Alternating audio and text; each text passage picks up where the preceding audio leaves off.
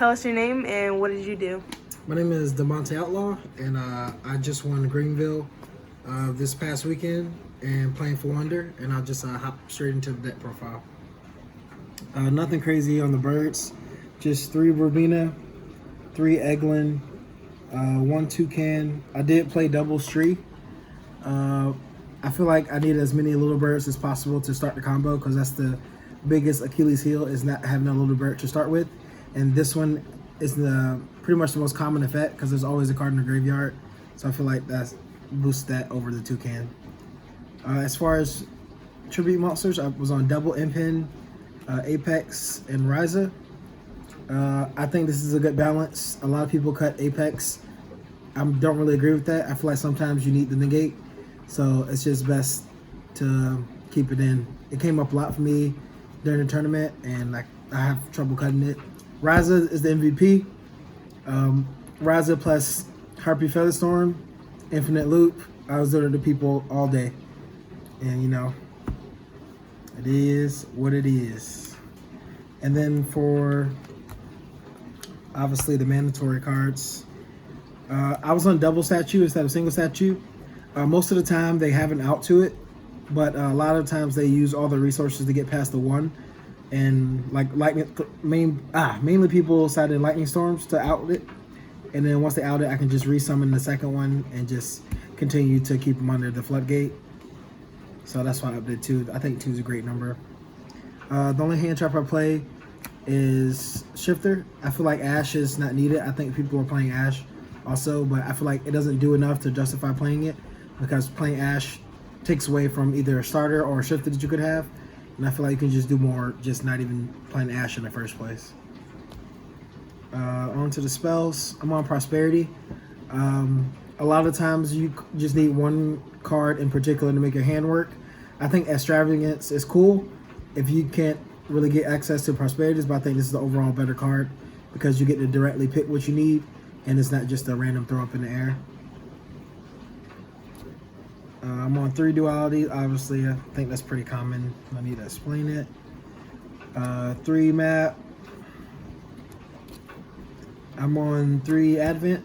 I saw people playing this at 2. I think 3 is a perfect number though. Just the key to the combo is getting access to the field spell, and this dodges the Veilers and the Imperms, so this came in pretty clutch. I'm on 2 of the Continuous Spell. I think this is the best card in the deck, honestly. Just it's a threat that they have to deal with immediately, and if they did have an interruption, they 9 times out of 10 go for it, which is why I play 2. If you can open, in your opening hand, if you can open either this or the trap, then you can pretty much get the full combo and put them in the most danger. And it's pretty good. It can fix your bad hands in case you draw too many birds. I'm still on Book of Moon. I know some people cut it once the quick play came out. I think this outs a lot of the Sword Soul boards that we need to get around. And it's a good interruption in case you go first, and it's always good to set to keep them from running over the statue. So I'm still playing it too. I main deck 2 Lightning Storm and 2 Dark Rulers. A lot of people are on Dark Rule only, but I didn't want to take an auto loss to Eldritch, so I chose to main deck Lightning Storm just enough to where I wasn't seeing it too much. But I do dig a lot in the deck with the pots, so I just wanted to have a way to beat that deck in game 1 if I went second. And it still was working against other decks like Dragon Link and all that, but I feel like this is the correct number you should play to just pretty much check all the boxes and for all the decks in the meta. I'm on 1 Terraforming, 1 Called By. I think you have to play this card because people playing Droll. A lot of people are playing Droll in the main, and that's not cool for the deck. So you need the Called By in there to check it, or the Ash in case you only have 1 bird effect. Unpopular card. You know, don't hate me. I play 1 Jack in the Hand. I was talking with a friend, and they essentially said that this card is terrible because if you play the mirror, you get them a free Rabina.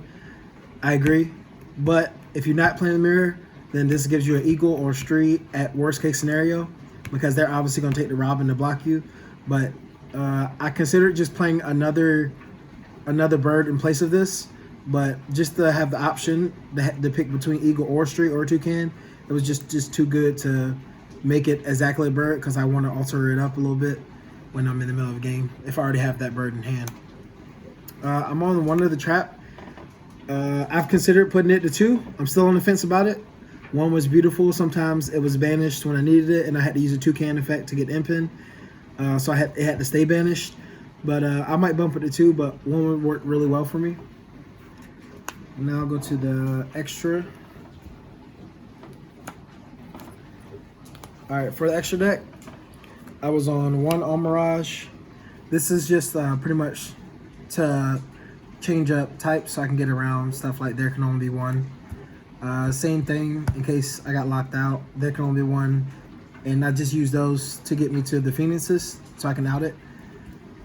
And then also obviously Phoenix for Zombie World as well. And then also I'm on 1 of these and 3 of these. This is just in case I get locked out extra, like I said, Zombie World or something. So I can pretty much go into Zeus after attacking directly, which I played 3 of. Just give me a lot of outs to floodgates, which is pretty much our only defensive problem. I'm playing Burrow Sword for all the unaffected combos, so he can boost over the unaffected monsters in case they put something on the board, like the Mathmet guy or Mathmet guy that is unaffected, just so I can run over him. And then this is just, it's supposed to be something else, but I got locked into the deck list. I was trying to change it before the tournament, but I had to play this because it would allow me to check the deck list. I won't be playing this dude, so I won't even worry about this one. That's extra. And the last but not least, I'm going to go into the side deck. Alright, so the side was 3 Raigeki, obviously going second. I'm on 3 evenly. Like I said, back row is the Bane of our Resistance, or this could be like for a heavy monster negate board. But mainly this is for back row removal, and that's because that's generally our hardest matchup. I played the third piece of Lightning Storm and the third piece of Dark Ruler No More, just so I can, if I'm guaranteed to go second, just so I can make sure I have something to combat those big negation boards or those big back row boards. I'm also playing 3 Harpy Featherstorm, and obviously this card's mandatory, but I don't like it in the main because I want to only have it in there when I'm going first, just to guarantee that all my cards work when I go first. Just back row hate for the last 4 cards. Nothing too crazy, just Twin Twister, Harpies, Cosmic Cyclone, and whatnot. Like I said, back row is the hardest portion of this matchup, and I just really wanted to have enough cards in here to check it. Not much is going to change in the list. Not much is going to change in the list going to Nationals. I'm still change a couple of things that I noticed during play or whatnot. Generally, it's going to stay the same. I played about 4 Sword Soul. I played Despia. I played about 3 Punk variants. I played the Reptile deck that does a lot of stuff in the graveyard. I can't remember the name. I pretty much played a little bit of everything, to be honest, but my only loss was to Sword Soul, and he did some math mech stuff on turn 1 that took me a minute to get over. It was unaffected, and pretty much I think I just devoted too much time to that, which caused me to lose later on. But other than that, I think it's the deck for Nationals, man. It checked pretty much everything, and yeah, no real hard matchups, just that particular circumstance. I breezed through pretty much the other decks. I also played a teammate during the tournament, so that sucked. Sorry, my boy. But just conclude the deck profile. Shout out to, obviously, Team Scheme. Shout out to Game On, Angry Comics, also Unbound Gaming. We're not sponsored by them or anything, but their shop is super solid and super legit. I recommend you check out the tournaments if you're going to be on the East Coast. Shout out to all our sponsors and MetaMats also. Just appreciate all the support, and I will see you guys at Nationals.